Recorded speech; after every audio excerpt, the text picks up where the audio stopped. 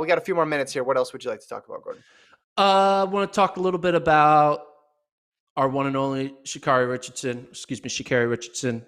Uh, she got a little almost. She has a potential sponsorship deal with a vape company, which I was actually thinking about. This would be perfect. They need to capitalize on this virality of the Sha'Carri Richardson experience with running extremely well at the trials and getting banned for something stupid like marijuana. And there already is a company, cannabis vape company called Dr. Dabber, offered her $250,000 to test dab rings and vape pens as a resident doctor for the brand. Now, obviously, Richardson hasn't said anything yet, but she said the right things on NBC Today Show, and she said the right things, whatever that you need to say. But once that 30 days is up, you don't need to say the right things anymore. You can't be banned for for what you say. She needs to sign that, and she needs to, when she crosses the finish line at Prefontaine Classic, she needs to cross the finish line holding up a fake joint, throw it on the ground, and like step on it and be like, you can't like ban this, because everyone knows it's bullshit that she got banned. Yes, it's not bullshit that the rules that she broke a rule, because she did break a rule, and hey, even stupid rules have to be dealt with. I'm not saying like, I'm just upset about the rule, but she should take the $250,000 from the vape company. She would have to win like every Diamond League for 2 straight years to make that amount of money in one swipe of a pen, like or vape pen, right? So she needs to take it. What do you think? Do you think she should take the money? Listen, we're doing this segment right after you discourage people to get an education, so I feel like we need to do a disclaimer here, kids. Don't use these products, and don't listen to Gordon at all. From a PR perspective, no, she shouldn't do it. From a monetary perspective, PR. Well, PR, I mean, in terms of getting goodwill amongst the people, not getting your name out there.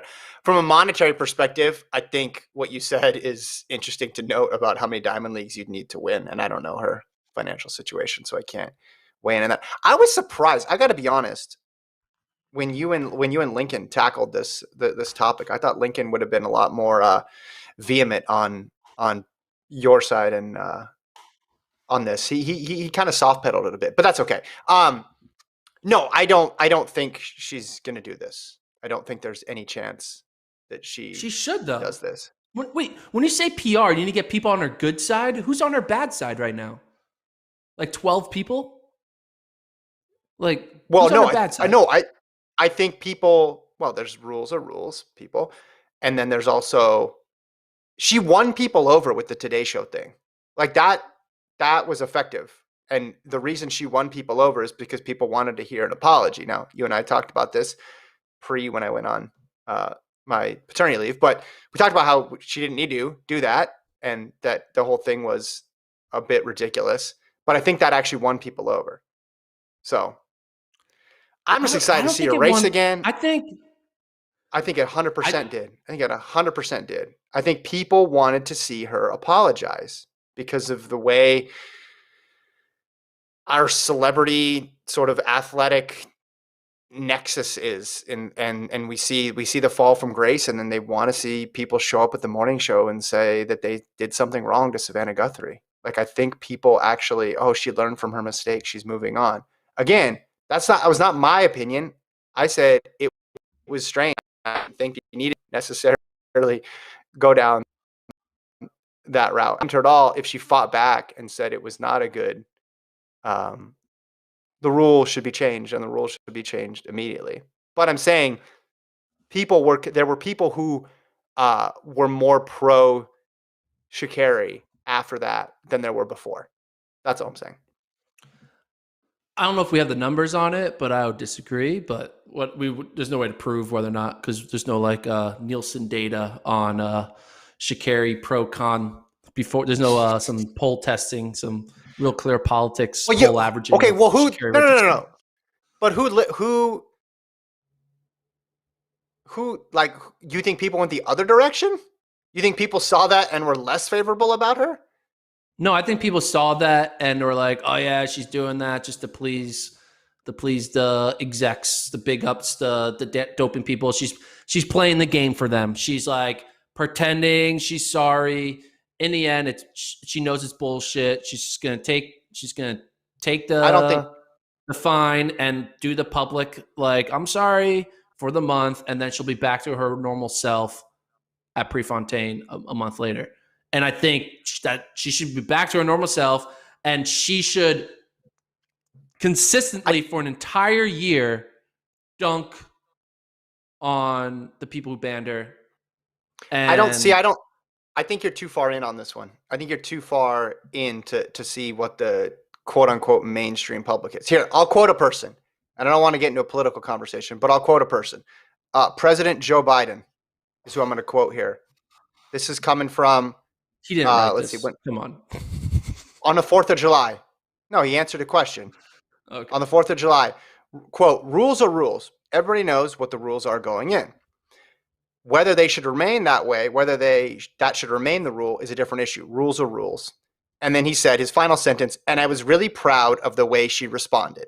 And I take that to mean he's talking about the Today Show interview. That viewpoint represents a much broader swath of the public than you or I think. You or I have way different viewpoints of this drug and about professional track and field and sports than most of the country. We do. And I'm not saying they're right and we're wrong. I'm just saying that that's the reality. More people think like that than think like us. We've just built this little echo chamber up, and we have all these track people watching. Some of whom disagree with us, but some of whom love Sha'Carri Richardson or like want to see her run against Shelly-Ann Fraser-Pryce. So they're more likely to say, well, this is BS. But people watch that interview and they change their opinion of her, I think. Okay, I will concede that there are people with that viewpoint. I just think that she doesn't need those people with that viewpoint on Team Sha'Carri for her to be a millionaire and I the agree most with that. famous I'm not. athlete. Yeah. Oh yeah, I agree with that. She could be. You could be famous for a bunch of different reasons. Yeah. But I'm saying if they had a strategy here of how they want to deal with this, it would be inconsistent to that strategy to then take the endorsement and do the things that you're talking about. Again, not saying it's wrong. I'm saying it would be inconsistent. Wouldn't bother me at all, but I'm saying it'd be inconsistent. It And I also would be think fun, though. It would be fun. And that's yeah, what we they want. got, We want some fun. I'm saying they got goodwill on their side because of it. Listen, we've seen her sound off on everything on Twitter, correct? Yeah. This whole season. And then with this, she's been pretty, I haven't looked at every single tweet, but she's been pretty straightforward. I feel like something would have surfaced if she said, this rule, like if she criticized the rule, she criticized USADA. Look at what Christian Coleman said about the anti-doping authorities after his suspension. Contrast that to what Sha'Carri Richardson said. Completely different approaches to it. Right? She's talking about the future. She's apologizing. She's saying she's going to be undefeated from 2022 to 2025, which is just a spectacular tweet. I think we need to have a whole episode soon ranking Sha'Carri's tweets at some point. But I think a lot of people are more on Sha'Carri now than they would have been if she was resistant to it. Again, don't say it's right or wrong. I'm just saying that's the reality.